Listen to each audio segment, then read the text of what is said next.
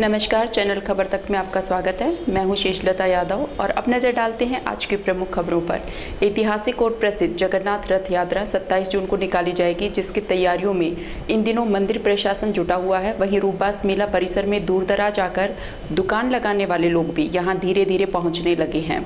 मंदिर पुजारी दिनेश कुमार शर्मा ने बताया कि हर वर्ष की भांति इस वर्ष भी मेले का आयोजन बड़ी धूमधाम से किया जाएगा, जिसके तहत 27 जून को 6:15 बजे पुराने कटला स्थित जगन्नाथ मंदिर से रथ रवाना होगा, जो शहर के मुख्य मार्गों से होते हुए रूपबास स्थित मंदिर पहुंचेगा। इस दौरान रास्ते में आने वाले सभी मंदिरों में भगवान जगन्नाथ की आरती की जाएगी।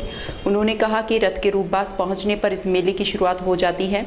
ये मेला करीब 4 दिन तक चलता है। इसी बीच माता जानकी और भगवान जगन्नाथ का विवाह आयोजित किया जाता है, जहां भगवान जगन्नाथ और माता जानकी की वरमाला की जाती है। इसके बाद 1 जुलाई को शाम 6:15 बजे यह रथ वापस पुराना कटला स्थित मंदिर के लिए रवाना होगा। उन्होंने कहा कि इस 4 दिवसीय मेले में रात्रि के समय सांस्कृतिक कार्यक्रम भी आयोजित किए जाते हैं। इस मेले में दूर दराज से लोग यहां भगवान के दर्शन करने आते हैं और मेले का आनंद उठाते हैं। उद्योग एवं वाणिज्य मंत्री शकुंतला रावत ने पत्रकारों से बातचीत करते हुए कहा कि मुख्यमंत्री हर जिले में रोड शो कर रहे हैं और ऐसा पहली बार हुआ है जब मुख्यमंत्री रोड शो कर रहे हैं। कोरोना काल में छोटे छोटे उद्योग धंधे बंद हो गए थे और कुछ उद्योग धंधे बंद होने के कगार पर आ गए थे। राजस्थान के कुछ प्रारंभिक उद्योग धंधे भी काफी प्रभावित हुए थे। ऐसे में उनकी पुनर्स्थापना के लिए युवाओं को लोन दिए जाने की योजना और हर ऋण की राशि पर अलग अलग स्लैब के आधार पर अनुदान राशि दी जाती है। उन्होंने बताया कि दलित एवं आदिवासी उद्यम प्रोत्साहन योजना के तहत विशेष छूट दी जाती है। रिको भी जो फैक्ट्री उद्यम लगाने का प्लॉट होता है उस पर 50% छूट देती है। इधर बानसूर में विकास कार्यों का जिक्र करते हुए उन्होंने कहा कि उनकी किसी से नाराजगी नहीं है और राजनीति में राजी और नाराजगी कोई बात नहीं होती। हर व्यक्ति को अपने राजनीतिक भविष्य की चिंता होती है। प्रधानों से उनका कोई विवाद नहीं है और एमएलए का चुनाव लड़ें और हर आदमी जब राजनीति में होता है तो उन्हें आगे बढ़ने की लालसा रहती है। अवैध खनन के आरोप पर उन्होंने कहा कि इस मामले की जाँच करा लें और आरोप लगाना राजनीति में आसान है। जिस खान की बात की जा रही है वह काफी बरसों से चली आ रही है। विकास के मुद्दे पर उन्होंने कहा कि पूर्व मंत्री रोहिता शर्मा ने अपने कार्यकाल में कोई काम नहीं किया। इन मुख्यमंत्री के कार्यकाल में कॉलेज, उपाधीक्षक कार्यालय, पुलिस चौकी, बस स्टैंड, बालिका कॉलेज, उद्योग धंधे, जिला अस्पताल खुल गए हैं। कांग्रेस में सचिन पायलट से नाराजगी के मामले में उन्होंने कहा कि कोई नाराज नहीं है, सचिन भी पार्टी के ही हैं और पार्टी में सब चलता है।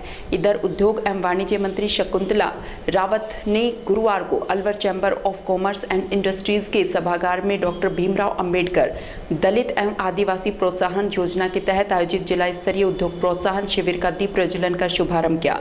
उन्होंने कहा कि राज्य सरकार की नीतियों एवं योजनाओं से राज्य में औद्योगिक निवेश एवं स्टार्टअप का एक बेहतरीन माहौल बना है। उन्होंने कहा कि राज्य सरकार की नीतियों से बड़े उद्योगों के साथ लघु एवं कुटीर उद्योग भी राज्य में फल फूल रहे हैं।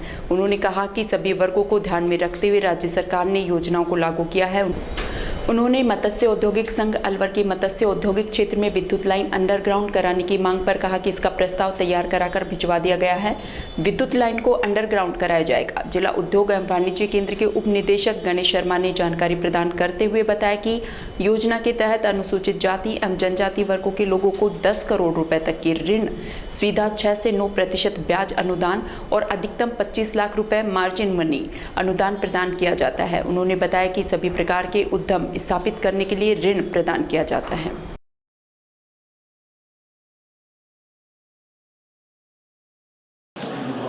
जो राजस्थान सरकार की ओर से आपने देखा होगा कि माननीय मुख्यमंत्री महोदय ने एक एक योजना बनाई। जो रोड शो जो हुए, पहली बार ऐसा हुआ कि प्रत्येक जिले में रोड शो किए गए, क्योंकि कोरोना के बाद कई जो छोटे उद्योग धंधे थे वो बंद होने की कगार पे आ गए थे। तो माननीय मुख्यमंत्री महोदय ने प्रत्येक जिले में रोड शो करने का ऐसा पूरे भारत देश में कहीं नहीं हुआ। इसमें सबसे बड़ा बेनिफिट ये हुआ कि जो जिले की गांव का जो हमारे राजस्थान के जो पारंपरिक जो उद्योग धंधे हैं, चाहे जैसे टेक्सटाइल्स का है, कोटा डोरिया है, बगरू प्रिंट, बांधनी, अपने जैसे अलवर की आप देखेंगे तो ये मिट्टी के बर्तन बनाने का, लाख की चूड़ियाँ हैं, जूतियाँ बनाने का है, कारपेट बनाने का भी हमारे यहाँ अलवर में बहुत बड़ा है, मेरे यहाँ नारायणपुर में भी है और कई गाँव में भी है। तो ये जो हमारे उद्योग धंधे उनको स्थापित करने में मजबूती मिल सके, वो वापस स्थापित हो सके और जो युवा है, जो राजस्थान के युवक युवतियाँ अपना उद्योग धंधा स्वयं का स्थापित कर सके, उसमें चाहे MSME हो, रिप्स पॉलिसी हो, मुख्यमंत्री लघु उद्योग प्रोत्साहन योजना हमारी, जिसमें कि जो 25 लाख रुपए तक का लोन लेता है तो उस पर 8% ब्याज अनुदान राशि देती है, सरकार की तरफ से दे है। जनरल को और SC को 9% है। जो 5 करोड़ तक का अगर कोई उद्योग धंधा स्थापित करता है तो उसको 6% जनरल के लिए है और 7% अनुदान राशि SC ST के लिए विशेष छूट है। और जो 10 करोड़ तक का अगर लोन लेता है तो उस पर हम 5% ब्याज अनुदान राशि जनरल के लिए है और 6% अनुदान राशि SC और ST के लिए, यानी कि 1% SC और ST के लिए विशेष कर है। तो ये योजनाएं जो बनाई है माननीय मुख्यमंत्री महोदय ने, आज का जो हमारा प्रोग्राम था वो पूरे राजस्थान में प्रत्येक जिला उद्योग केंद्र पे हमने इसलिए आयोजित किया कि जो डॉक्टर भीमराव अंबेडकर राजस्थान दलित एवं आदिवासी उद्यम प्रोत्साहन योजना की जो SC ST है, जो पिछड़े जो हमारे ज़िले हैं उनमें और कहीं पर भी उनको विशेष छूट दी जाती है कि वो अपना लोन ले सकें, अपना उद्योग धंधा स्थापित कर सकें। अगर वो रिको का हमारा प्लॉट भी लेते हैं तो उसे वो जो रेट होती है वहाँ की, उससे 50% रेट में उसको प्लॉट्स दिए जाते हैं। और सबसे बड़ा जो एक राहत देने का काम है उद्यमी को उद्योग धंधा स्थापित करने के लिए है, उसमें स्टाम्प ड्यूटी 0% है, वो नहीं लगेगा। मंडी शुल्क 0% है अगर कोई करना चाहेगा। विद्युत शुल्क वो भी 0% है, 100% छूट है हर चीज़ पे। कन्वर्जन छूट वो भी 100% है। भूमि कर वो भी 100% है। और निवेश पर 75% अनुदान राशि की छूट जो अभी हमने एक को दी भी है, अभी चेक दिया है, तो वो उनके खाते में चली जाती है डायरेक्ट। ये तो प्रमाण पत्र दे दिए, राशि उनके खाते में डाइवर्ट हो गई। तो ये सारी योजनाएं जो अभी जैसे महिला ने ली है, बुटीक खोल रही है, वो अपना रेडीमेड की दुकान खोलना चाहती है, तो हमारे जिला उद्योग केंद्र में आकर के फार्म भर सकते हैं। और जो उद्योग धंधा स्थापित करना चाहे, ऑनलाइन करना चाहे, तो वो राज उद्योग मित्र पे भर सकते हैं। और उसमें हम वन स्टॉप शॉप पे जब हमारी मीटिंग होती है सोमवार और बृहस्पतिवार को, वहाँ कमिश्नर रहते हैं वहाँ पर, और ACS MD और 14 विभाग के अधिकारी बैठते हैं।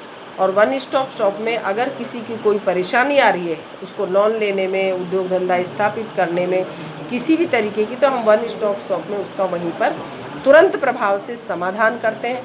अभी हमारे पास जो भी आए 130 से ऊपर हमने लगभग समस्याओं का समाधान भी वन स्टॉप शॉप में कर दिया। माननीय मुख्यमंत्री महोदय ने वन स्टॉप शॉप की इसीलिए ये ऐसी योजनाएं लाए जिससे कि उद्यमी को फ़ायदा मिल सके। अब MSME जो पहले हमारे 3 साल की थी कि भाई 3 वर्ष तक अगर कोई उद्योग धंधा स्थापित करेगा तो किसी भी विभाग का अधिकारी उसे जांच परख करने नहीं आएगा, अब उसको बढ़ा करके माननीय मुख्यमंत्री महोदय ने 5 वर्ष कर दिया। तो 5 वर्ष तक उससे कोई किसी तरीके की जांच करने राजस्व, RSEB या कोई भी विभाग उसके पास में नहीं आएगा, वो अपना उद्योग धंधा स्थापित स्वतंत्र रूप से कर सकता है। ये जो माननीय मुख्यमंत्री जी की जो भावना है उसको आगे पहुंचाने के लिए और पूरे राजस्थान में आज हमने इस तरीके का ये आयोजन किया कि डॉक्टर भीमराव अंबेडकर जी की जो राजस्थान दलित एवं आदिवासी उद्यम प्रोत्साहन योजना है उसे बढ़ाने के लिए माननीय मुख्यमंत्री महोदय ने एक युवाओं के लिए भी मुख्यमंत्री युवा उद्यम योजना भी लाए हैं, जिसमें 1 करोड़ तक में 6 से 8% ब्याज अनुदान राशि सरकार की तरफ से दे होगा। तो ये सारी योजना इसीलिए हैं। और आप देख रहे हैं कि आज का ये प्रोग्राम इसीलिए रखा कि गांव का आदमी यहाँ पर आया और प्रत्येक पूरे राजस्थान में रखा है। ये पूरे राजस्थान के प्रत्येक जो भी हमारे जिला उद्योग केंद्र हैं, चाहे RM बैठता है, तो जैसे भिवाड़ी में अलग बैठते हैं तो वहाँ भी रखा है हमने, और पूरे राजस्थान में आज का ये प्रोग्राम रखा हमने इस तरीके का जिससे कि जानकारी मिल सके। और भी आज हमने ये भी निर्देश किया है कि सभी जगह ऐसे हमारे जो जिला उद्योग केंद्र में उसमें प्रशिक्षण भी दिए जाएं, जिससे कि युवाओं को, अब जैसे ये कैंप लगा तो कुछ लोग आए उन्होंने आवेदन किया, तुरंत अखबार में पढ़ के आवेदन किया तो उनको प्रमाण पत्र भी दे दिया गया।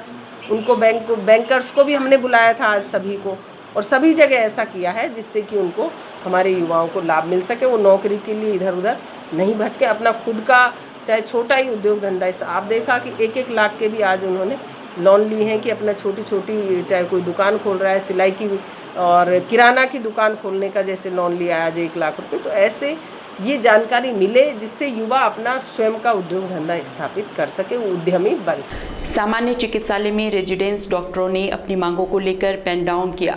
इस दौरान अस्पताल में इलाज कराने आए मरीजों और उनके परिजनों को भारी परेशानियों का सामना करना पड़ा। दीपक वर्मा ने बताया कि जिला अस्पताल में 4 GST रिफंड नहीं मिलने से परेशान रेजिडेंट डॉक्टरों ने हड़ताल कर दी है। जूनियर डॉक्टरों के हड़ताल पर जाने के कारण अस्पताल का कार्य प्रभावित हुआ है। OPD और इमरजेंसी सेवाओं में जूनियर डॉक्टरों ने अपनी सेवाएं देना बंद कर दी, जिसके कारण अस्पताल दिखाने आए मरीजों को परेशानियों का सामना करना पड़ा। डॉक्टर दीपक वर्मा ने बताया कि सभी चिकित्सक राजीव गांधी सामान्य अस्पताल अलवर में NBE पोस्ट MBBS डिप्लोमा पाठ्यक्रम में द्वितीय वर्ष में अध्ययनरत हैं। सभी ने NBE नई दिल्ली के आदेश अनुसार प्रथम वर्ष में 1,47,500 रुपये वार्षिक फीस जमा करवाई थी, जिसमें 18% GST के अनुसार 22,500 रुपये GST के और 20,000 रुपये आवासीय फीस RMRS खाते में जमा कराई थी। दिल्ली हाईकोर्ट ने एवं निदेशक चिकित्सा राजमेश जयपुर ने सभी परीक्षार्थियों के GST रिफंड के आदेश दिए थे। इसके अलावा माह फरवरी से स्टाइपेंड भी नहीं मिला है। कुछ लोगों के बैंक लोन चल रहे हैं जिस पर पेनल्टी लग रही है। इसके अलावा बच्चों की फीस, परिवार के पालन पोषण के लिए भी वेतन की जरूरत है। 4 माह से स्टाइपेंड नहीं मिलने से घर का बजट भी बिगड़ गया है। इन मांगों को लेकर सरकार का ध्यान आकर्षित कराने तथा समय पर भुगतान किए जाने की मांग को लेकर पेन डाउन हड़ताल की गई है। हमारे यहाँ 4 महीने से स्टाइपेंड नहीं मिला है।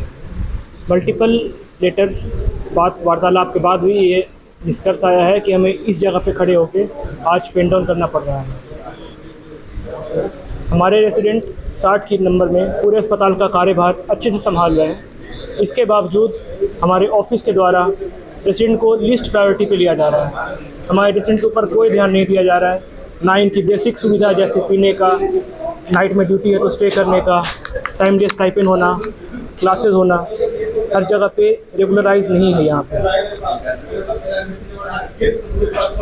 मल्टीपल मीटिंग हुई है हमारे PMO सर से भी, कलेक्टर साहब से भी। हमें बस आश्वासन मिला है, रिजल्ट ज़मीन पे कुछ नहीं मिला अभी तक। तो मैं आवेदन करता हूँ हमारे जिला के अध्यक्ष से, हमारे PMO से, राजमेश से और फाइनेंस सेक्रेटरी से कि हमारा मांग सुनी जाए और हमें उचित मानदेय दिया जाए, समय से मानदेय दिया जाए। हमें ये शिकायत है हॉस्पिटल से कि हमें फरवरी माह के बाद हमें स्टाइपेंड नहीं दिया गया है। 3 से 4 महीने तक हो गया। हम बहुत सारा मानसिक और जो फाइनेंशियल रूप से बहुत दिक्कत में है और हमारी अभी फीस भी मांग रहे हैं और स्टाइपेंड भी नहीं दिया जा रहा है। और हम इसके अकॉर्डिंग 6 तारीख को PMO सर को लेटर तक दे चुके हैं कि सर हमें 3 माह से स्टाइपेंड नहीं दिया गया, तो उसके अकॉर्डिंग आपने क्या किया है। तो PMO सर से हर बार ये बोला जाता है कि हमने आपकी जो शिकायत है, जो भी याचिका है, वो ऊपर भिजवा दी गई है और राजस्थान गवर्नमेंट से पैसा नहीं आ रहा है। एक बार उसके बाद हम एक बार कलेक्टर सर को जाके भी मिले और कलेक्टर सर ने PMO सर को ये बोला कि आप आपके अकाउंटेंट को एक बार RJMS भेजिए, RJMS से क्या जवाब आता है वो लेके आइए। लेकिन उसके बाद भी हम PMO सर और PMO ऑफिस में मिले, लेकिन उनकी ओर से कोई हमें संतोषकारक जवाब नहीं मिला। तो आज हम यहाँ उपस्थित है कि भाई हमें किसी भी प्रकार से हमारा स्टाइपेंड दिलाया जाए, जो हमारा GST रिफंड होने वाला है वो वापस दिया जाए और हमारी दूसरी जो शिकायत है वो किया जाए। उसके अकॉर्डिंग हमने कल सर को बोला था कि भाई हम ये चीज़ करने वाले हैं कि भाई 1 से 2 घंटा हम 8 से 10 हम पेन डाउन करेंगे पहले 2 दिन। उसके बाद हम मॉर्निंग आवर्स ड्यूटी करेंगे और इवनिंग और नाइट में ड्यूटी ऑफ ऑफ रखेंगे। स्टाइफन नहीं मिला तो 3 से 4 दिन तक ये करेंगे। उसके बाद भी स्टाइफन नहीं मिलता है हमें तो फिर हम स्ट्राइक पे जाएंगे। जिला ब्राह्मण सभा अलवर के चुनाव 25 जून को कराए जाएंगे। चुनाव की जानकारी देते हुए चुनाव अधिकारी अशोक कुमार शर्मा ने बताया कि चुनाव में 2 पैनल स्वतंत्र अध्यक्ष उगता सूरज और जग है। इस चुनाव में दोनों पैनलों से 20 प्रत्याशी चुनावी मैदान में हैं, जिसके लिए 30 बूथ बनाए गए हैं। उन्होंने बताया कि 48,000 मतदाता चुनाव के दौरान मतदान करेंगे। यह पूरे राजस्थान में पहली सभा है जिसका गठन 1935 में किया गया था।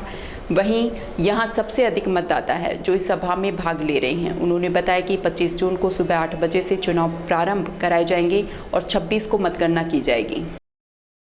अलवर जिला ब्राह्मण सभा के जो प्रबंध कार्यकारिणी के चुनाव है वो हमने 25 जून 2023 को नियत किए हैं। सुबह 8 बजे से लेकर 5:30 बजे तक उसमें वोटिंग होगी। 26 तारीख को हम मतगणना करेंगे, जिसके लिए हमने पूरी तैयारी कर ली है। चुनाव वाले दिन हमारे 180 मतदान केंद्र पे 30 बूथ पर हमारे मतदाता सहायक रहेंगे और इसके अलावा 30 और सहायक दल हमने बनाया है हेल्प डेस्क आदि के लिए और हमने पूरी तैयारी की है। 60 जो हमारे मतगणना कर्मी रहेंगे और हम उसी दिन कोशिश करेंगे 26 तारीख को ही हम परिणाम घोषित करें। इस चुनाव के अंदर लगभग टेंटेटिव 20 प्रत्याशी इसमें भाग ले रहे हैं, जिसमें मुख्यतः 2 पैनल हैं। एक तो उगता सूरज का विशंबर दयाल शर्मा जी का पैनल है और एक जग जो प्रत्याशी अध्यक्ष पद के मोहन स्वरूप जी उनका पैनल है। 2 स्वतंत्र उम्मीदवार हैं अध्यक्ष पद के लिए, एक भगवान स्वरूप शर्मा है और एक राजेश कुमार शर्मा जी है और इसमें टोटल 20 प्रत्याशी भाग ले रहे हैं और लगभग 48,000 इसके अंदर वोटर रहेंगे।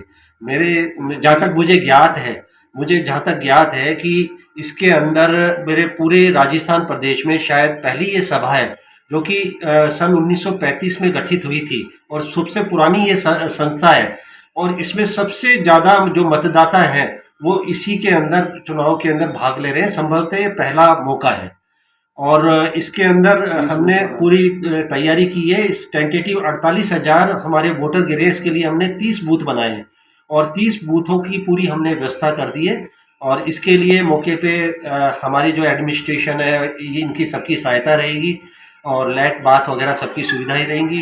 जो हमारे मतदान डालने वाले नागरिक जो विप्र समाज के लोग हैं जो आएंगे तो उनको कोई असुविधा नहीं रहे, उसके भी हम पूरे प्रयास कर रहे हैं। कुल मिला के हमारे 9 सहायक चुनाव अधिकारी हैं। हमारे पंकज जी हमारे बगल में बैठे हैं, महेंद्र जी मेरे बगल में बैठे हैं। हम सब अपनी पूरी भरसक प्रयास कर रहे हैं कि ये चुनाव सही रूप में संपन्न हो सके और एक ये भविष्य के लिए मिसाल हो। पॉक्सो न्यायालय 2 के माननीय न्यायाधीश शिल्पा समीर ने एक 12 वर्षीय नाबालिग बच्चे के साथ कुकर्म करने के मामले में आरोपी शाबू नट को 20 वर्ष की सजा और 2 लाख रुपए के अर्थदंड से दंडित किया है। विशिष्ट लोक अभियोजक अशोक कुमार सैनी ने बताया कि पीड़ित के पिता ने 19 अप्रैल 2022 को रामगढ़ में मानसिक रूप से कमजोर बेटे के साथ कुकर्म की घटना को लेकर रिपोर्ट दर्ज कराई थी, जिसके अनुसार उसका बेटा घर के काम से परचून की दुकान पर सामान लेने गया हुआ था, जिस पर हाल निवासी बिजली घर शाबू नट ने बच्चे को बहला फुसलाकर सुनसान जगह ले जाकर कुकर्म की घटना को अंजाम दिया। घटना के बाद बच्चा रोता हुआ मिला, जिसके चेहरे पर दांतों के काटने के निशान थे। बच्चे ने घटना की पूरी जानकारी अपने परिजनों को बताई, जिस पर पुलिस ने मामला दर्ज कर अनुसंधान किया, जिस पर माननीय न्यायाधीश शिल्पा समीर ने मामले में फैसला सुनाते हुए आरोपी शाबू नट को 20 साल का कठोर कारावास और 2 लाख के अर्थदंड से दंडित किया। आरोपी शाबू नट नगर का रहने वाला है, जो हाल रामगढ़ में बिजलीघर चौराहे के पास रहता है। 19/4/22 को पीएस रामगढ़ में परिवादी ने इस आशय की प्रथम सूचना रिपोर्ट दर्ज कराई कि उसका 12 वर्षीय नाबालिग पुत्र जो दिमाग से कमज़ोर है वह परचून की दुकान पर गया। वहाँ पर शाबू नट पुत्र भागमल उम्र करीब 48 साल निवासी लादिया पुलिस थाना नगर जिला भरतपुर हाल निवासी बिजली घर के पास रामगढ़ उसे मिला और उसे लेकर गया और उसके साथ गुदा मैथुन किया गया था, जिस पर पुलिस द्वारा प्रथम सूचना रिपोर्ट संख्या 35/22 कायम कर धारा 377 5KL पोक्सो एक्ट के तहत मुकदमा पंजीबद्ध कर अनुसंधान किया गया। आरोप पत्र न्यायालय में पेश किया गया। न्यायालय द्वारा विचारण किया गया। बाद विचारण न्यायालय द्वारा मुलजिम शाबू नट को भारतीय दंड संहिता की धारा 377 व पोक्सो एक्ट 5K/6 के तहत उसे दोषी सिद्ध किया गया और उसे भारतीय दंड से उसे पोक्सो एक्ट के तहत 20 वर्ष कठोर कारावास व 2 लाख रुपए के अर्थदंड से दंडित किया गया और अदम अदायगी उसे 2 वर्ष का कठोर कारावास दिया गया। टोटल कितनी सजा है इसमें? इसमें 20 वर्ष की सजा है और 2 लाख रुपए जुर्माना आरोपित किया। भोपाल में सिंधी समाज के युवक के साथ हुई घटना के विरोध में अलवर का सर्व सिंधी समाज आरोपियों के खिलाफ कार्रवाई किए जाने की मांग को लेकर लामबंद हुआ है। सिंधी समाज से जुड़े व्यक्ति ने बताया कि भोपाल में सिंधी समाज के युवक को समुदाय विशेष के 6 लोगों द्वारा इस्लाम अपनाने को मजबूर किया और गले में पट्टा बांधकर घसीटकर कुत्ते की तरह भौंकने को मजबूर किया गया। इस घटना को लेकर अलवर सिंधी समाज को गहरा आघात पहुंचा है। अलवर सिंधी समाज इस घटना की घोर निंदा करता है। वहीं घटना से जुड़े आरोपियों पर सख्त से सख्त कार्रवाई की मांग करता है, जिसे लेकर सर्व सिंधी समाज अलवर द्वारा राष्ट्रपति के नाम जिला कलेक्टर को उक्त आरोपियों के खिलाफ ज्ञापन सौंपा जाएगा। साथ ही समाज आरोपियों के खिलाफ सख्त से सख्त कानूनी कार्रवाई किए जाने की मांग करता है। आज ज्ञापन दिया जा रहा है राष्ट्रपति महोदय का नाम जिलाधीश जी को। भोपाल के अंदर हिंदू युवक के साथ जो घटना घटी है अभी 4 रोज पहले, वो बड़ी निंदनीय है। उस नवयुवक को उसके गले में 5 विशेष समुदाय के लोगों ने पट्टा बांध करके जो उसके साथ हरकत करी है और उसको इस्लाम कबूल करने पे उसको बाधित किया है, वो बड़ी मुश्किल से वो युवक छूट के आया। तो हमारा पूरा हिंदू समाज, सिंधी समाज आज उसके विरोध के अंदर राष्ट्रपति के नाम माननीय जिलाधीश महोदय को आज पूरा समाज ज्ञापन देने आया है और इसमें हमारे समाज के अंदर बड़ा रोष। छतरपुर थाना अंतर्गत ट्रैक्टर और टेम्पो में टक्कर होने के कारण टेम्पो चालक की मौत हो गई। इस मामले की सूचना मिलते ही पुलिस मौके पर पहुंची और शव को जिला अस्पताल की मोर्चरी में रखवाया, जहां मृतक का पोस्टमार्टम करवाकर शव परिजनों को सौंप दिया गया। मृतक के परिजनों ने बताया कि मीनापुरा निवासी रामवीर मीना लोडिंग टेम्पो चलाता था। रामवीर मीना अपने टेम्पो से बुकिंग छोड़ने के लिए बहरोड गया हुआ था। इसके बाद जब वह बहरोड से बुकिंग छोड़कर वापस टेम्पो लेकर अपने गाँव मीनापुरा लौट रहा था, तभी ट्रैक्टर और टेम्पो की भिड़ंत हो गई। इस दुर्घटना में रामवीर की मौत हो गई। रामवीर टेम्पो चलाकर अपने परिवार का पालन पोषण कर रहा था। मृतक के उसके 2 बालक हैं। पुलिस ने मामला दर्ज कर ट्रैक्टर चालक की पुलिस तलाश शुरू कर दी है। ये इनका सर रामवीर मीणा है, सनोक संतोष कहाँ के रहने? मीणापुरा के। क्या हुआ था? ये इसके एक्सीडेंट हो गया, इसके पास टेम्पो था, आगे ट्रैक्टर से एक्सीडेंट हुआ था। कहाँ से जा रहे थे? ये भैरोड साइड से आ रहे थे। छोड़ के आ रहे थे? हाँ, कोई बुकिंग थी। कितने जने थे? 2 जने थे। डेथ किसकी हुई है? एक की हुई रामवीर की, दूसरा? वो ठीक है। क्या नाम है उसका? उसका नाम तो नहीं पता सर मेरे को। साथ का ही था? हाँ। क्या काम करते हैं? ये लोडिंग के टेम्पो चलाते हैं। कितने भाई? 2 भाई। बच्चे कितने हैं? 2 बच्चे हैं, एक बच्ची एक बच्चा। कल कितने बजे की बात लगी है? लगभग 8 बजे के बाद। शहर के लोगों में अब नोएडा और दिल्ली की तर्ज पर गाड़ियों के लिए वीआईपी नंबर लेने का क्रेज बढ़ने लगा है। युवा, बुजुर्ग, कारोबारी और नेता सभी अपने वाहनों के लिए वीआईपी नंबर लेना चाहते हैं। इस साल जनवरी से अब तक 280 लोगों ने अपने वाहनों के लिए वीआईपी नंबर खरीदे हैं। जिला परिवहन अधिकारी ललित कुमार गुप्ता ने बताया कि 1 जनवरी से अब तक सामान्य नंबर 26,895 जारी किए गए हैं, जबकि 280 लोगों ने वीआईपी नंबर लिए हैं। इससे विभाग को 46,67,000 रुपए का राजस्व प्राप्त हुआ है। उन्होंने बताया कि वीआईपी नंबर अलॉट करने की प्रक्रिया ऑनलाइन पोर्टल के माध्यम से की जा रही है। एक नंबर के लिए 2 आवेदकों के आवेदन करने पर जो सबसे ज़्यादा बोली लगाता है वह उस नंबर को अपने वाहन के लिए खरीद लेता है। इसकी जानकारी पोर्टल पर ही मिलती है। पिछले 4 महीनों में एक कार की सीरीज CJ0001 के लिए सबसे बड़ी बोली लगाई गई। इससे विभाग को 2,02,000 रुपए का राजस्व मिला है। CJ में 0001 नंबर जो गया है वो सबसे हाईएस्ट प्राइस पे गया है, उसकी 2,02,000 रुपए में वो नंबर गया है।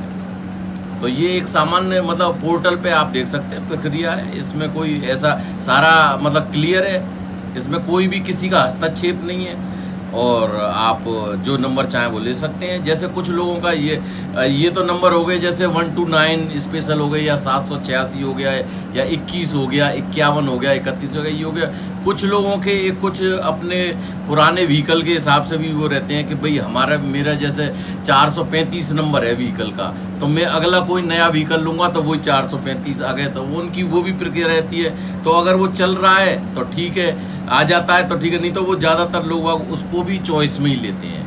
तो क्योंकि अगला ये नंबर भी जो अलॉट हो रहे हैं व्हीकल को, ये भी एक ऑनलाइन प्रक्रिया है। जैसे मोटरसाइकिल के अपने अलवर डिस्ट्रिक्ट में 25 डीलर है, चूंकि रजिस्ट्रेशन आरटीओ ऑफिस में नहीं होता आजकल, रजिस्ट्रेशन वाहन डीलर कर रहा है। तो अगर 25 डीलर है तो 25 डीलरों के यहाँ वाहन 4 पोर्टल ओपन है। हर एक आदमी गाड़ी के डॉक्यूमेंट्स अपलोड कर रहा है और फीस जमा कर रहा है, करते ही उसको नंबर मिल रहा है। तो इसमें कोई मैनिपुलेशन की संभावना नहीं है। तो जिसने भाई किया टाइम पे उसको वो नंबर मिलेगा।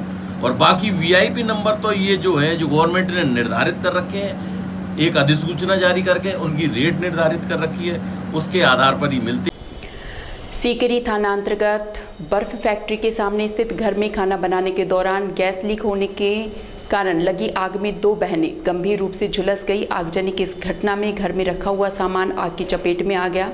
गंभीर रूप से झुलसी दोनों बहनों को आनन फानन में सीकरी अस्पताल में भर्ती कराया गया, जहां से उन्हें अलवर अस्पताल में रेफर कर दिया गया, जहां उनका इलाज जारी है। परिजनों ने बताया कि 16 वर्षीय अनामिका और 25 वर्षीय रेणु घर में खाना बना रही थी, तभी गैस का पाइप लीक हो गया और घर में आग लग गई। आगजनी की इस घटना में दोनों बहनों को बचाने के दौरान परिवार के अन्य सदस्य भी आग की चपेट में आ गए।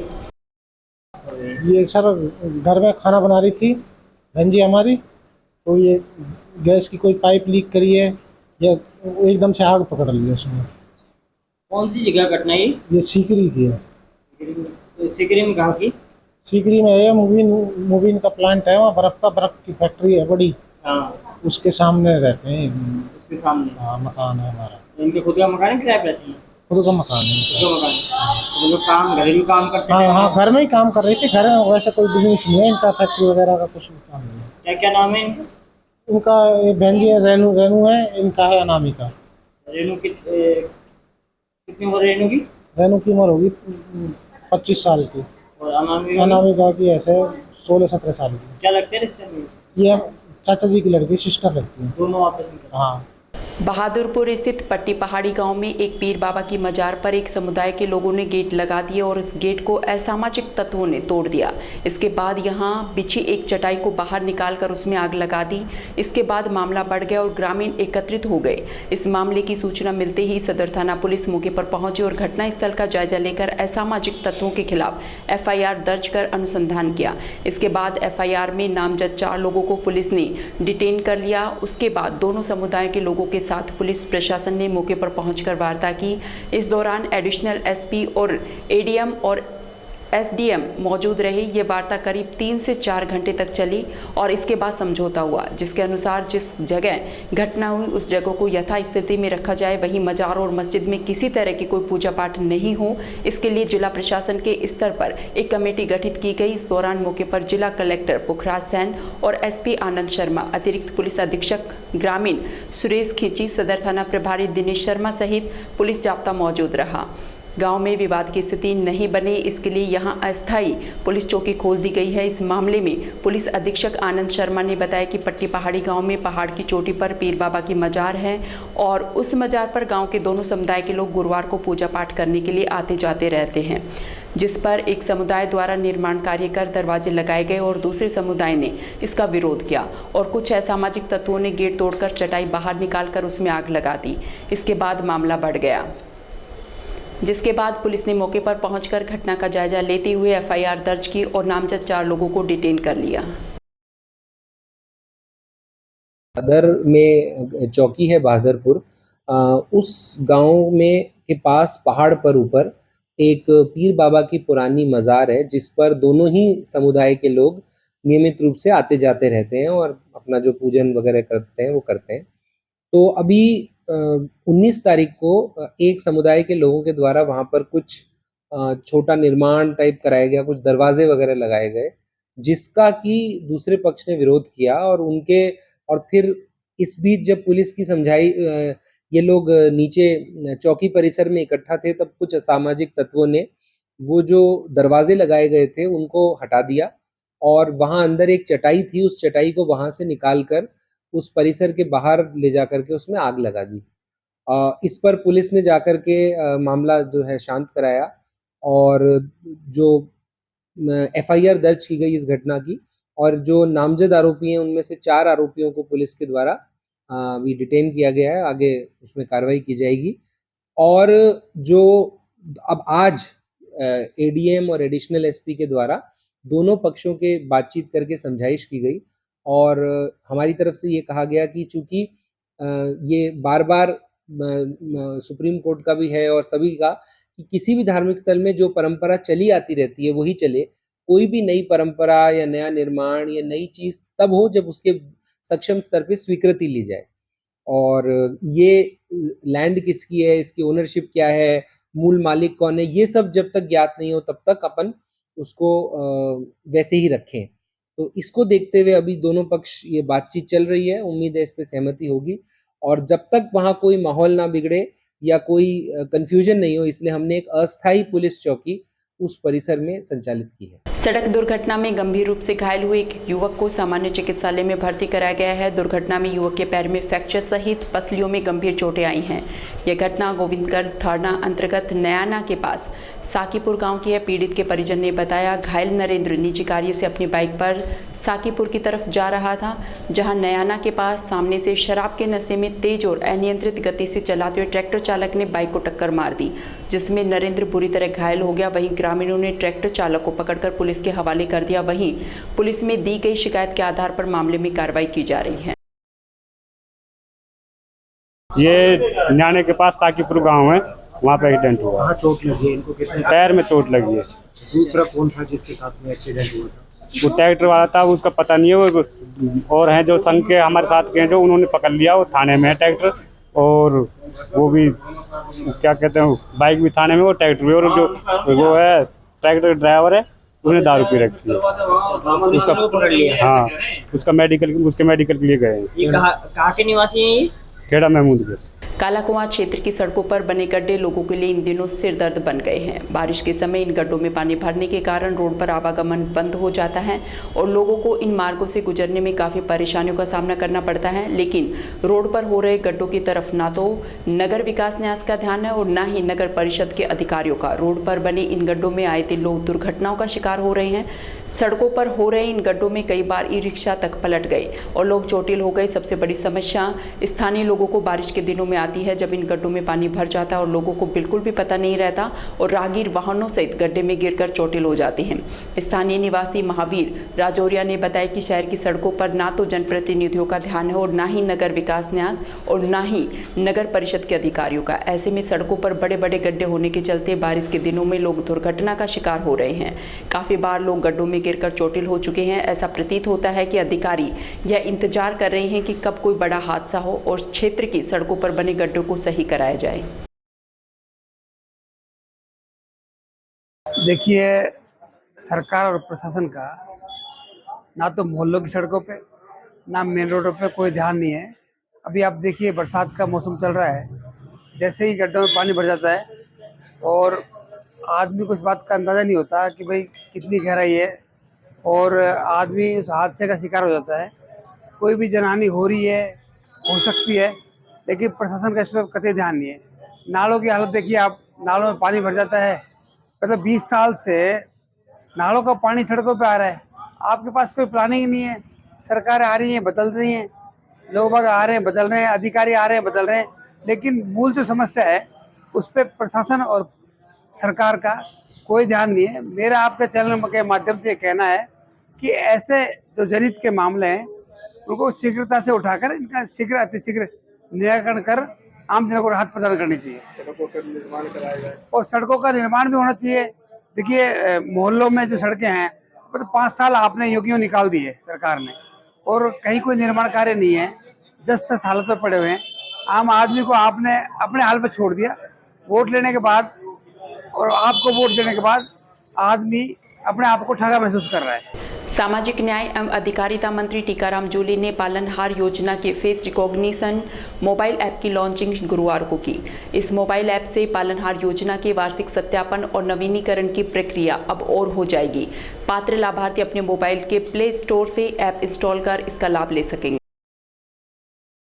केंद्रीय कारागृह में कार्यरत जेल प्रहरी 2 दिन से अपनी 5 सूत्रीय मांगों को लेकर मेस बहिष्कार और भूखे ड्यूटी का निर्वहन करते हुए हड़ताल पर हैं। हड़ताल पर बैठे जेल प्रहरी ने बताया कि 1998 से चली आ रही वेतनमान और भत्तों की विसंगतियों सहित राज्य सरकार के समझौता वर्ष 2017 और मुख्यमंत्री द्वारा 18 जनवरी 2023 को दिए आश्वासन के बाद आज तक कोई आदेश नहीं हुआ है। इसलिए जेल प्रहरी मंगलवार से जेल परिसर में हड़ताल पर बैठ गए। उन्होंने बताया कि प्रहरी के पद का वेतनमान पुलिस कांस्टेबल के बराबर किया जाए और उक्त बढ़े हुए वेतनमान का काल्पनिक परिलाभ 1998 का दिया जाए।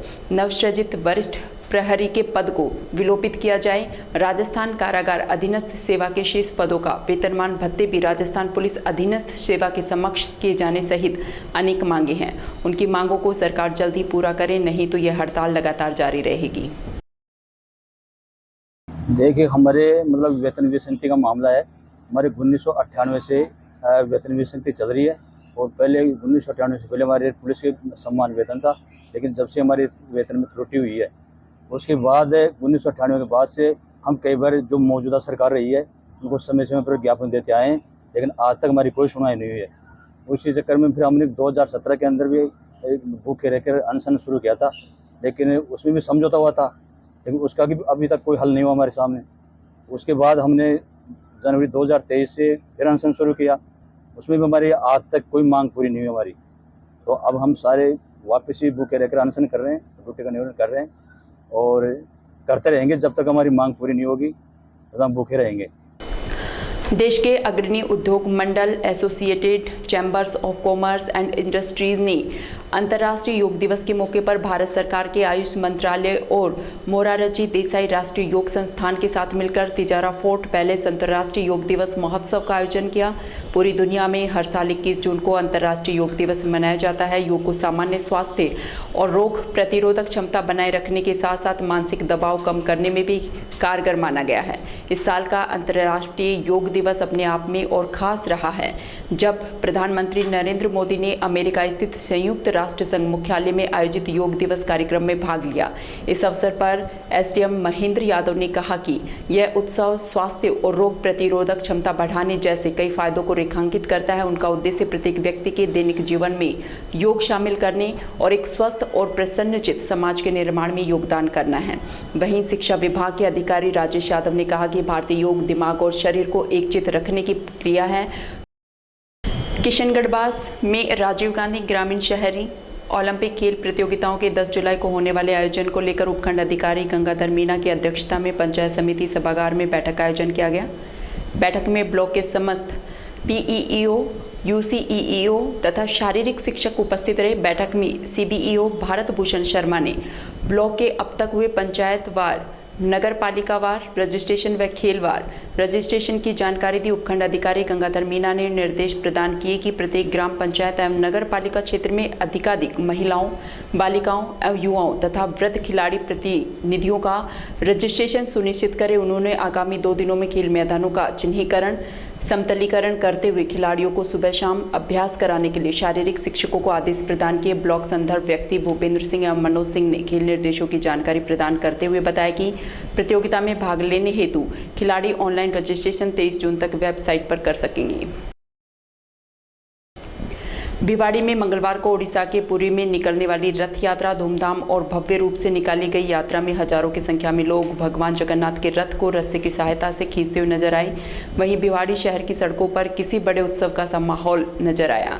इस दौरान किसी भी अप्रिय घटना को रोकने व सुरक्षा व्यवस्था को चाक चौबंद रखने के लिए भिवाड़ी पुलिस सहित भिवाड़ी महिला थाना अधिकारी सीमा और चौपान की थाना अधिकारी नंदलाल जांगीर सहित भिवाड़ी डीएसपी IPS सुजीत शंकर भी यात्रा के दौरान मौजूद रहे। वहीं भगवान जगन्नाथ के रथ को भव्य रूप से सजाया गया। इस मौके पर सुबह से ही मंदिर में पूजा पाठ व हवन यज्ञ किया जा रहा था। शाम को भगवान जगन्नाथ को रथ पर विराजमान कर उनकी सवारी को प्रमुख मार्गों से निकालते हुए वापस IT सेक्टर 3 गणेश मंदिर लाया गया। यात्रा के दौरान बैंड बाजों की धुन पर महिला, पुरुष और बच्चे थिरकते नजर आ रहे थे। रथ यात्रा का जगह जगह फूल मालाओं से स्वागत किया गया। मंदिर कमेटी अध्यक्ष ने बताया कि इस रथ यात्रा की तैयारी 9 दिनों से चल रही थी। ओडिशा पुरी की तरह सभी रस्में अदा कर रथ यात्रा निकाली गई।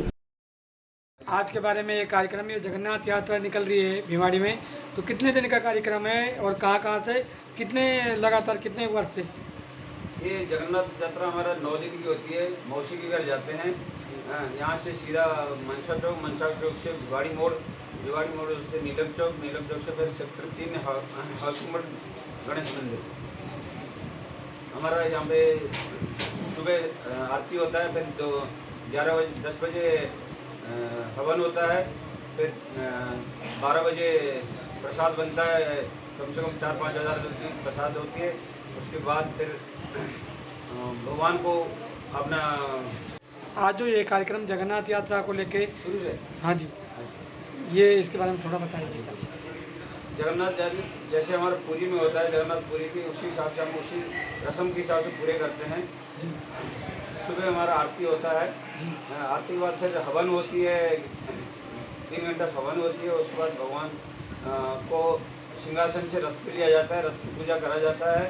उसके बाद हम उस हिसाब से यहाँ से मनसा चौक से भिवाड़ी मोड़ से नीलम चौक से शहर का भ्रमण करते हैं। जिसके लास्ट में हम गणेश मंदिर सेक्टर 3 यूआईटी में मारते हुए हर्षोल्लास से ले जाके उनके मौसी के घर छोड़ा जाता है। सेक्टर 3 गणेश मंदिर में उनको 8 दिन रखा जाएगा, फिर 9वें दिन उनको वापस मौसी के घर से मंदिर में लाएंगे। सर, ये पहले कितने दिन से परंपरा चली आ रही है, कितने दिन से आप भिवाड़ी में कर रहे हो? 23 साल से ये रथ यात्रा हमारे 23 साल से हो रहा है। 24वें साल लगातार।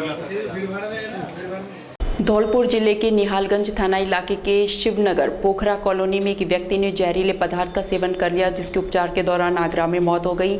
इसके बाद पुलिस ने जिला अस्पताल में शव का मेडिकल बोर्ड से पोस्टमार्टम कराकर परिजनों को सौंप दिया।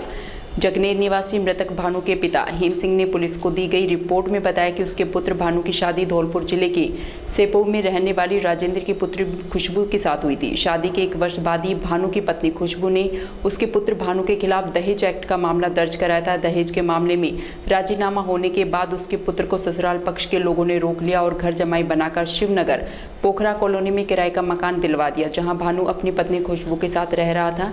रिपोर्ट में पीड़ित ने बताया कि 3 दिन पहले उसके पुत्र भानु की पत्नी खुशबू, ससुर राजेश और सास सुनीता ने उसके पुत्र के हाथ पैर बांधकर उसे जबरदस्ती जहर पिला दिया, जिसने इलाज के दौरान आगरा अस्पताल में दम तोड़ दिया। पुलिस ने मामला दर्ज कर अनुसंधान शुरू कर दिया है। युवक भानु सन ऑफ हेम सिंह जो जगनेर यूपी का रहने वाला था, यहाँ अपने ससुराल में निहालगंज थाना इलाके के शिवनगर पोखरा कॉलोनी में किराए के मकान में पति पत्नी रहते थे।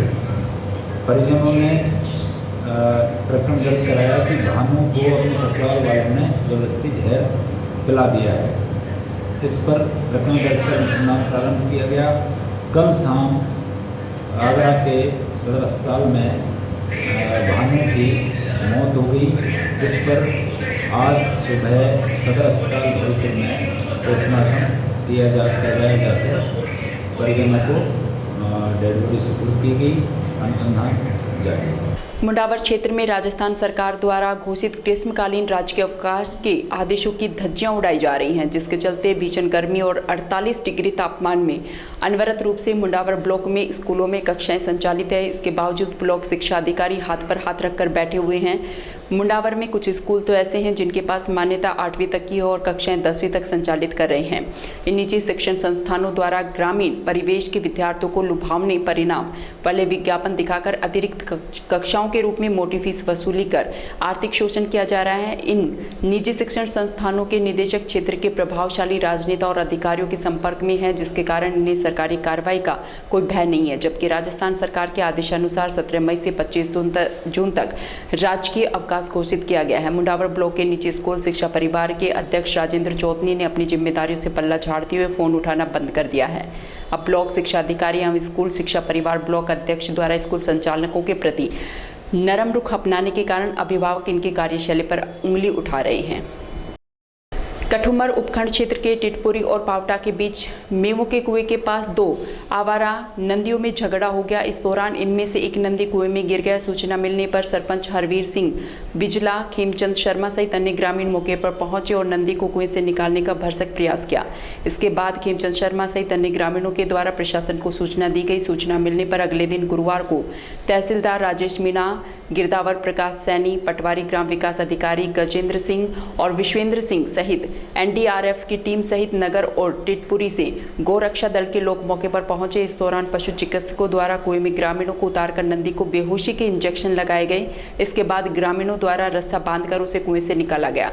हालांकि नंदी को निकालने के लिए अलवर से क्रेन भी बुलाई गई, लेकिन क्रेन के आने से पूर्व नंदी को कुएं से निकाल दिया गया। नंदी को निकालने में शालू सैनी, राहुल यादव, लुक्का सैनी, रामकिशोर गुर्जर आदि लोगों ने सहयोग किया। इसमें ये दो बाजार लड़े, दो बाजार आपस में लड़े, पीछे को बैग हटता हुआ और ये एक बाजार कुआं में गिर गया। काल गांव वाले ने रस्सा वस्सा ला करके बहुत मेहनत की, लेकिन प्रयास फेल हुआ। इस बाजार को कल गांव वाले नहीं निकाल सके। अब उच्च अधिकारियों को और विधायक साहब को सबको सूचना कर दिया। रेस्क्यू टीम आ रही है। विधायक साहब ने बोला कि भाई खेलनी से रेस्क्यू टीम चल रही है और उसको निकलवा दिया जाएगा। वैसे जिंदा है बाजार कोई। करौली जिले के हिंडोन क्षेत्र के खेड़ा स्थित रॉयल इंटरनेशनल स्कूल में अंतर्राष्ट्रीय योग दिवस मनाया गया। जिले में सुहावने मौसम के बीच अंतर्राष्ट्रीय योग दिवस पर शिक्षकों और छात्र छात्राओं ने डायरेक्टर डॉक्टर बबलेश के निर्देशन में योगाभ्यास किया। वहीं स्कूल प्रिंसिपल केवी नायक ने छात्रों से कहा कि योग हमारी प्राचीन परंपरा है जो प्राकृतिक परिवर्तनों से शरीर में होने वाले बदलावों को सहन करने की शक्ति देता है। इस दौरान शिक्षक कुलदीप बेनीवाल ने आसन और योग प्राणायाम के साथ अष्टांग योग पद्धति के बारे में जानकारी दी। इस दौरान शिक्षक धर्मवीर शर्मा, छोटू खान, अवधेश सिंह, भीम सिंह, भारत सिंह, मीरा, अंजलि, निकिता, निशा सहित सभी शिक्षकों ने छात्रों के साथ योगाभ्यास किया। करौली जिले में भाजपा जिला संयोजक और पुलिस महिला सुरक्षा सखी संगठन द्वारा पुलिस अधीक्षक का माला और साफा पहनाकर स्वागत सम्मान किया गया। इस दौरान पुलिस महिला सुरक्षा सखी संगठन की संयोजिका लज्जा रानी अग्रवाल, सीएलजी सदस्य बबली जंगम, भाजपा हिंडोन शहर मंडल उपाध्यक्ष मोहन सिनेमा वालों सहित अनेक गणमान्य लोग मौजूद रहे।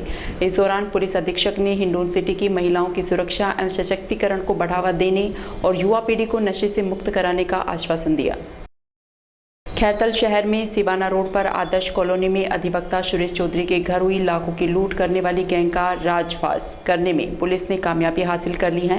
पुलिस ने कार्रवाई करते हुए 7 बदमाशों को गिरफ्तार किया है, जबकि उनके 2 साथियों की तलाश की जा रही है। डीएसपी जयप्रकाश बेनीवाल ने बताया कि गत 18 से 19 जून के दरमियान रात्रि को 2-2:30 बजे बदमाशों की गैंग ने सिवाना रोड पर रहने वाले अधिवक्ता सुरेश चौधरी के मकान में हाइड्रोलिक कटर से खिड़की को काटकर प्रवेश करने के बाद हथियार का भय दिखाकर मारपीट की और अलमारी में रखे जेवरात और 15,000 नकदी लूटकर भाग गए। डकैती की गंभीरता देखते हुए भिवाड़ी के जिला पुलिस अधीक्षक विकास कुमार और वरिष्ठ अधिकारियों के दिशा निर्देश पर विशेष टीम गठित की गई।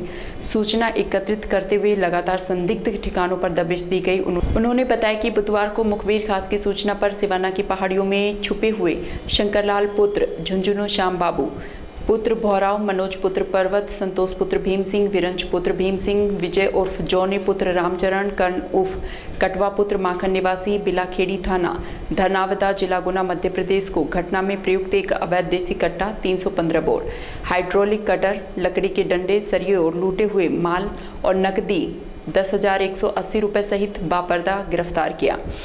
थाना अधिकारी अंकेश कुमार ने बताया कि पकड़ा गया गिरोह एक ही गांव का है जो सुनियोजित तरीके से रैकी करने के बाद लूटपाट की वारदातों को अंजाम देता है और एक राय होकर अंतर्राज्यीय गैंग में काम करते हैं, जो कच्चा गैंग के नाम से कुख्यात है। गिरफ्तार गैंग से डकैती, लूटपाट, नकबजनी की वारदातों के बारे में गहनता से पूछताछ की जा रही है। उन्होंने बताया कि पुलिस की गठित विशेष टीम में लक्ष्मण और रोशन लाल की महत्वपूर्ण भूमिका रही है, जबकि अंकेश कुमार, धर्मवीर, कैलाश, रमेश चंद्र, लक्ष्मण सिंह, सुरेंद्र, रामावतार, धनपाल सिंह, विजय सिंह, ब्रह्म सिंह, ब्रजेश, पुष्पेंद्र, मनजीत सिंह, हरनाम सिंह, नेतराम, छोटेलाल और वीरेंद्र ने टीम वर्क की भूमिका निभाते हुए सफलता हासिल की है। पुलिस थाना खैरतल के रेलवे स्टेशन के पास की कॉलोनी में 18-19 की रात्रि को 2:30 बजे के लगभग 8-10 बदमाश थे उन्होंने एक सुरेश चौधरी के मकान में अंदर पीछे से जंगला तोड़ के अंदर प्रवेश कर गए और उनके परिवार को डरा धमका कर नकदी, सोने चांदी के आभूषण लूट कर वहाँ से ले गए थे, जिसके संबंध में रिपोर्ट प्राप्त होने पर, सूचना प्राप्त होने पर पुलिस थाना खैरथल की टीम द्वारा उनका पीछा किया गया। लगातार इसमें हम 2 दिन से प्रयास कर रहे थे और अज्ञात मुलजिमानों की तलाश कर रहे थे। इनके बारे में जगह जगह से सूचना एकत्रित की गई कि ऐसी वारदात कौन सी गैंग कर सकती है, इसके संबंध में सूचना एकत्रित की गई और इसमें काफ़ी प्रयास किए गए, जिसके उच्चाधिकारी पुलिस अधीक्षक महोदय के निर्देशन में एडिशनल एसपी डिप्टी साहब के निर्देशन में जो टीम गठित की गई थी, अलग अलग 4-5 टीमें गठित करके विभिन्न स्थानों पर हमने तलाशी की गई, जिसमें आज हमने उस गैंग के सरगना, जो मुख्य सरगना था शंकर सिंह, उसके सहित 7 लोगों को हमने आज गिरफ्तार किया है। इसमें जो सरगना है शंकर सिंह, उसका जब हमने रिकॉर्ड चेक किया तो उसके 30 से अधिक मुकदमे विभिन्न राजस्थान, मध्य प्रदेश, गुजरात, MP में 30 से अधिक उसके मुकदमे दर्ज हैं। काफ़ी हार्डकोर क्रिमिनल है और जो कच्चा बनियान गैंग गिरोह से जाने जाते हैं, जो अपने कच्चा बनियान पहनकर विभिन्न वारदातों में नकबजरी डकैती करते हैं इनके, और सभी के काफ़ी गंभीर धाराओं के सभी के मुकदमे दर्ज हैं। इनमें हमारे पुलिस थाना की टीम द्वारा उच्च अधिकारियों के निर्देशन पर काम कर और त्वरित कार्रवाई करते हुए लगभग 2 दिन में ही इन 7 मुलजिमों को अरेस्ट किया गया है और इनसे गिरफ्तार करके अब अन्य वारदातों के बारे में पूछताछ की जा रही है। कहाँ के रहने वाले हैं सर ये गुना मध्य प्रदेश के पारदी हैं। पारदी गैंग जो कच्चा बनियान पहन के घरों में वारदात करती है। इनसे कुछ माल वगैरह बरामद हुआ? हाँ, इनसे जिनको गिरफ्तार किया था, इनसे एक देसी कट्टा, एक हथियार बरामद हुआ है और जंगले वगैरह काटने के लिए हाइड्रोलिक एक कटर मिला है और लाठी, सरिये और जो चांदी के सिक्के वगैरह जो आभूषण इन्होंने चुराए थे वो हमने बरामद किया। नगर पालिका निमराना के जनक सिंहपुर के ग्रामीणों की शिकायत पर समस्या निस्तारण के लिए राजस्थान प्रदेश कांग्रेस कमेटी सचिव ललित यादव रीको कार्यालय पहुंचे। इस मौके पर ललित यादव ने ग्रामवासियों के साथ समस्याओं का अवलोकन किया, जहां उन्होंने पाया कि घरों में 4-4 फीट पानी भरा रहने से घरों की दीवारों में दरारें आ गई हैं। ललित यादव ने कहा कि वहां पानी के जल भराव से मकान क्षतिग्रस्त हो चुके हैं, जिससे जनहानि कभी भी हो सकती है और कंपनियों के गंदे पानी के भराव की वजह से बहुत सी संक्रामक बीमारियां होने का खतरा बढ़ता ही जा रहा है। इस दौरान रीको प्रबंधक ने जल्दी समस्या का समाधान कराने का आश्वासन दिया। बानसूर में डांगीवास निवासी दशरथ सिंह पुत्र मामन सिंह ने बुधवार देर शाम कीटनाशक दवा का सेवन कर लिया, जिसके उपचार के दौरान मौत हो गई। युवक अपने ससुराल साली की शादी में गया हुआ था। इसके बाद वापस घर लौटा तो उसे उल्टियां हो रही थी, जिसको बानसूर उप जिला अस्पताल में भर्ती कराया गया, जहां दशरथ सिंह की इलाज के दौरान मौत हो गई। मृतक के शव का गुरुवार सुबह पोस्टमार्टम करवाकर परिजनों को सौंप दिया गया। एसआई अमित कुमार शर्मा ने बताया कि दशरथ पुत्र मामन सिंह निवासी डांगीवास अपने ससुराल साली की शादी में गया हुआ था। बुधवार की देर शाम वापस घर आया था। इसी दौरान उसे उल्टियां हो रही थी, जिसे परिजनों ने अस्पताल में भर्ती कराया। युवक ने कीटनाशक दवाई पी ली थी। पुलिस ने युवक के शव का पोस्टमार्टम करवाकर शव परिजनों को सौंप दिया। वहीं पुलिस द्वारा युवक की मौत के कारणों की जाँच की जा रही है। मृतक दशरथ पुत्र मामन सिंह निवासी डांगीवास का रहने वाला है, जो अपने ससुराल गया था साली की शादी में, वापस लौटा। कल तो परिजनों ने बताया उसको उल्टियाँ हो रही थी, कोई जहरीला पदार्थ खाने से उल्टियाँ हो रही थी, तो उसको हम हॉस्पिटल बहरोड लेकर गए। वहाँ डॉक्टरों ने उसको मृतक घोषित कर दिया। जहाँ उसकी मृत्यु हो गई, आज इसका पोस्टमार्टम करवाया जा रहा है।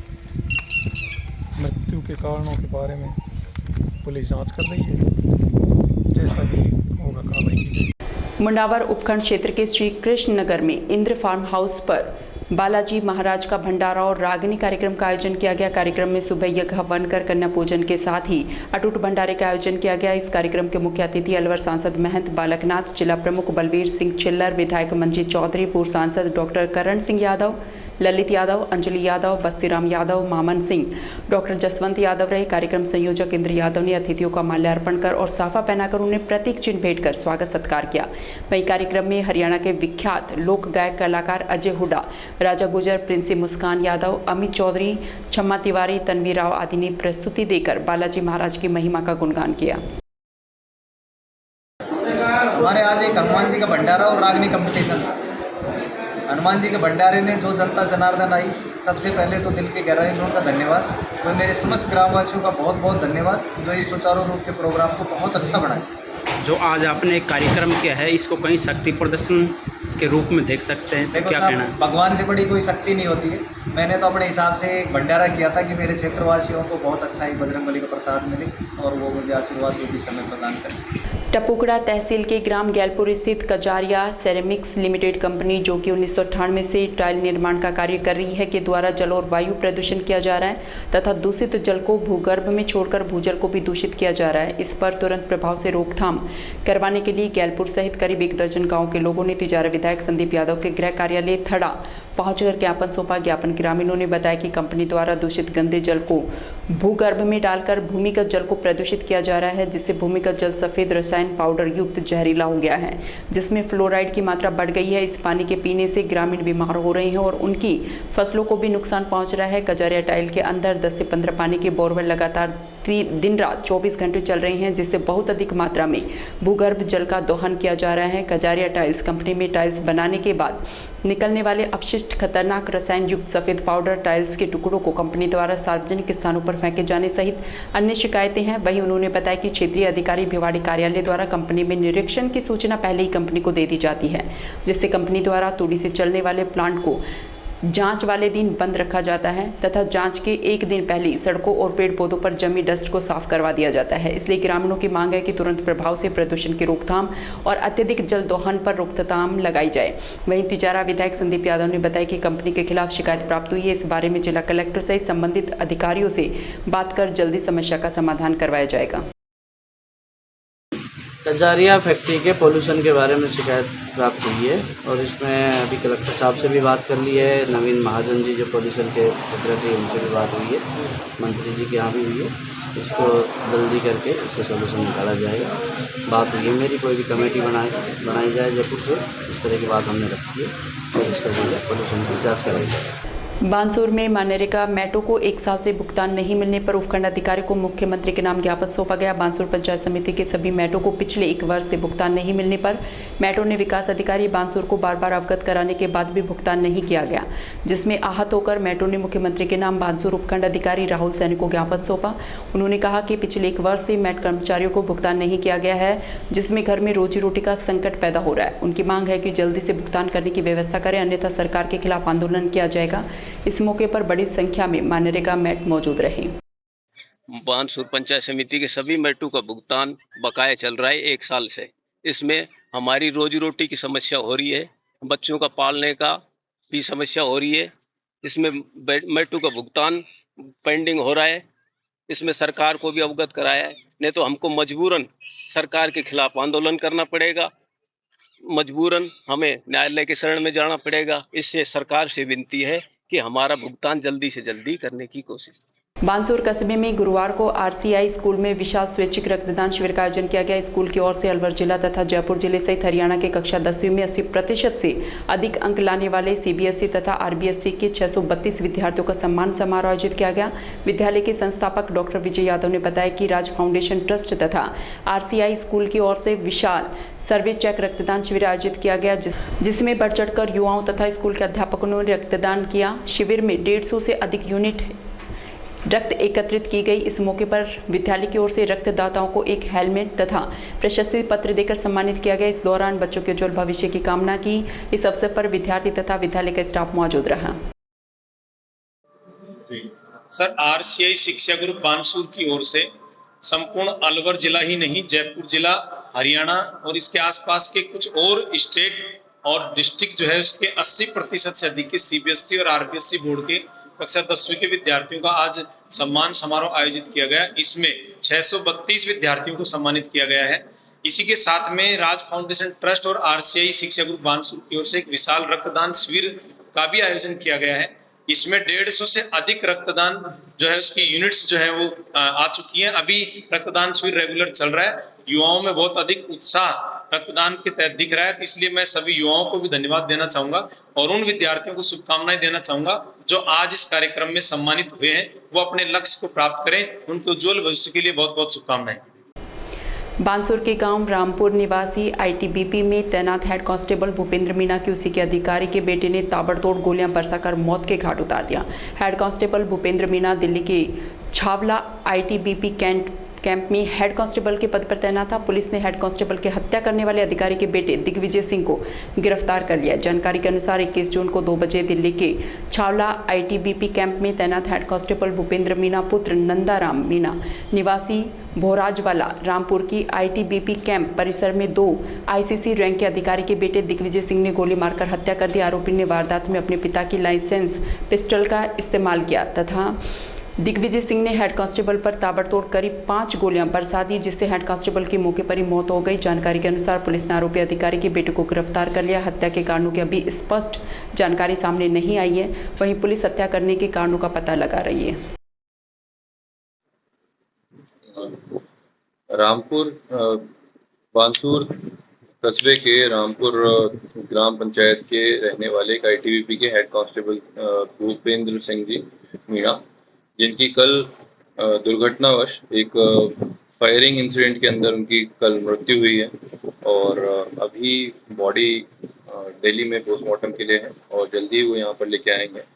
तो उसके लिए उनके सारे जो भी कार्यवाही है वो हम लोग सुनिश्चित करेंगे और निश्चित तौर से क्योंकि वो आईटीबीपी के जवान थे तो उनकी सभी सम्मान के साथ उनकी अंत्येष्टि करवाई जाएगी। बहरोड कुंड स्टेट हाईवे पर गंडाला बस स्टैंड के पास पिकअप ने एक बाइक को टक्कर मार दी, जिससे बाइक सवार गंडाला निवासी रिटायर्ड फौजी गंभीर रूप से घायल हो गया। परिजनों और ग्रामीणों ने घायल को निजी वाहन से बहरोड अस्पताल में पहुंचाया जाए। घायल का इलाज जारी है। आपको बता दें कि फौजी वीरेंद्र यादव पुत्र धूमीराम यादव की गंडाला बस स्टैंड से माजरी कला की तरफ लगभग 50 मीटर की दूरी पर हार्डवेयर की दुकान है। वह सुबह लगभग 7:30 बजे बाइक पर स्टैंड से अपनी दुकान खोलने जा रहा था। इस दौरान जब उसने दुकान की तरफ बाइक घुमाई तो माजरी कला की ओर से आ रही पिकअप ने उसे टक्कर मार दी, जिससे वह गंभीर रूप से घायल हो गया। दशरथ सिंह मोहम्मद सिंह की मृत्यु जहरीले पदार्थ खाने से इसके परिजनों ने बताई है। इसकी इन्होंने बताया कि कल अज्ञात कारणों से कोई जहरीला पदार्थ खा लिया। हम इसको हॉस्पिटल ले गए,